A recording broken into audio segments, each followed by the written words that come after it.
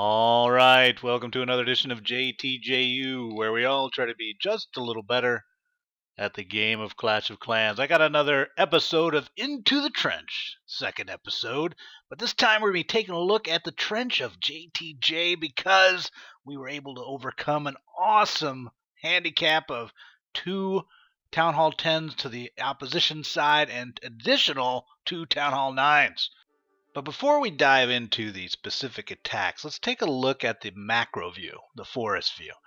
So Bangladesh 52, they were pretty good in terms of, granted, they had the advantage on the Town Hall 10, Town Hall 9, they get a lot of hit downs with, excess troops against the level below it. But they were also not a bad clan overall. 135 wards won. You got to give them some respect, unless they were like out panhandling for that. I don't know how they got to 135, but they were a solid team.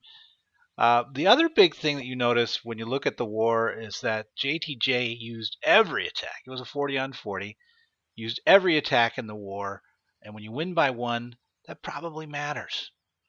But that's enough of the top level. Let's just start. We'll work backwards. We had an hour and 4 minutes left in the war. And at a macro level again, the number of attacks left. We had 9 attacks left of our 80. 4 were Town Hall 10 attacks. We had 5 Town Hall 9 attacks. I'll foreshadow right now and tell you one of those attacks did not end up netting new stars. All other 9 did. As terms of the enemy bases, 3 of the Town Hall 10s were open, meaning 3 stars were available. And of the Town Hall 9, 2 had 1 star on them, so 2 stars were available, and the rest were all 2-starred or better. And then there were 2 Town Hall 8s that had 2 stars on them. So that's what was going on in terms of what we had available with an hour and 4 minutes to go. And so first we started with our man Joe. And Joe starts out, and we're really just trying to get a rally going, so we call a nuke in. Town Hall 9 onto one of those 2 Town Hall 8s that had a 1 star remaining. And you'll see here he does a nice job of dropping the poison. I should play poison sometime, but that poison drop right there was pretty good in terms of enabling him to just power through. But really, with Town Hall 9 and Max Hogs, you're not going to have too much issue when the base is dense like that. Really, there's not a lot you can do. I would say if anytime you're nuking, you should either be doing Mass Hogs or doing a double hound Lavalunian against Town Hall 8. Those are pretty high odds of success. You'd be surprised at how many people actually don't do those 2 and end up failing on their nukes. But so there, bang, down by 11. So next up, we bring in another nuke to keep the mojo going, and that would be a Town Hall 10 hitting Town Hall 9. MGP is our nuke specialist. In this regard, he loves to do hog action in this regard against max Town Hall 9s. And the base kind of fits to it. You got to be a little bit worried with the giant bomb placements here. But he does a good job of driving and diving with his golems to the mid. The distract is basically in effect for his hogs to get driving through without taking a lot of damage. And he does his heal placement. But look at that giant bomb placement. That's a very unique placement in that, usually you'd be thinking the pathing, worried about pathing through these locations.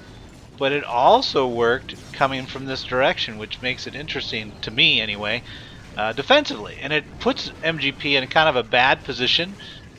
He's not so much in terms of his ability to power through. And you can see he's continuing on. He's going to clear out everything. But in terms of time, he ends up finally getting the 3-star with only 2 seconds left on the board. And it was because of that great giant bomb placement. A little bit more maybe on like skeletons. Set the ground. I would have a lot of my bases right now having skellies at Town Hall 9 and Town Hall 10, or Town Hall 8 and Town Hall 9 set the ground, because with the 2 air sweepers, if you set your air defense correctly, you really don't need the skeleton support off that. But anyway, MGP powers on through, and we are now down by number 9. So our next hero up is Beej, another nuke, our last nuke of the war.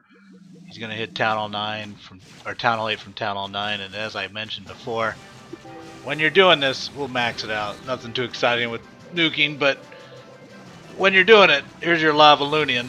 2 hounds And you'll notice how that actually the second hound, I don't think dies. And that's the problem with Town Hall 8 hound action, is that you want the hounds to pop to get those pups out. And look how that dude, oh, does he pop? Nope. Does not pop. But it doesn't matter. I mean, he ends up winning anyway. But there you go.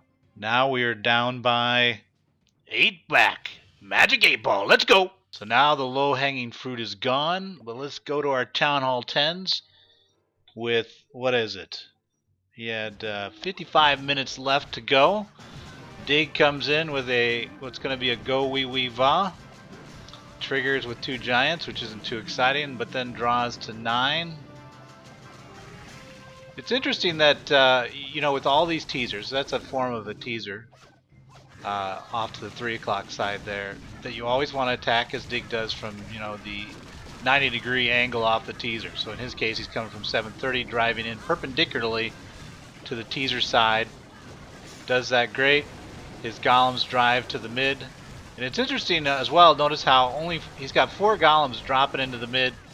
And his royals move into the teaser space, and only 2 wizards are able to get the tower down, or the town hall down, because of the golems taking up all the fire action with their little golemites spreading out and netting to 5 to cover that one guy. But he ends up 2-starring, almost 3, but gets a 2-star for us and brings us to 6 back. Seems unlucky, but it's not. So now we're getting down to the nervous moments where everyone in the clan, as you guys probably all have experienced, is sitting in chat, starting to realize, oh my god, we can maybe do this. And so Golden Child steps to the plate. He's got another Town Hall 10 and Town Hall 10 attack. It's going to be similar to Diggs just before. This time we're, I don't know, what is he? Just come in. Golden Child's attacking about 10 minutes after Diggs. 55 minutes remain now. And he's just like Dig, going to attack from the side with the 4 golem go wee. No Valks in his attack. But overall, it's very similar. Coming from the side, hammer away.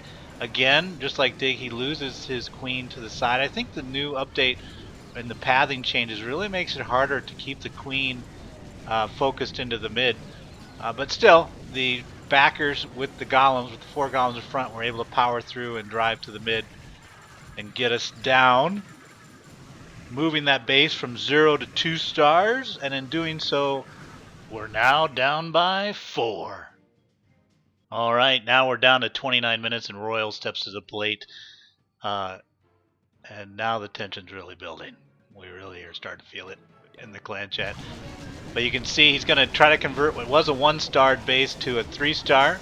That's going to be a hound-based KHC2 Tri-Lavalunian. Great drive in with his king and queen to take out both ADs on the left side, which then, as you guys probably all know, once you get that done, usually the rest is history. And it's even more impressive that he pulls it off, because once again, similar to Town Hall 8, we don't get poppage out of the hound there, which slows down his damage output at the end. But he does end up getting it done with, I think, plenty of time remaining. Now we're only down by a measly 2 stars. Who else but myself steps to the plate to try to take the lead. And you can see here I did do it. I was able to 3-star this Town Hall 10.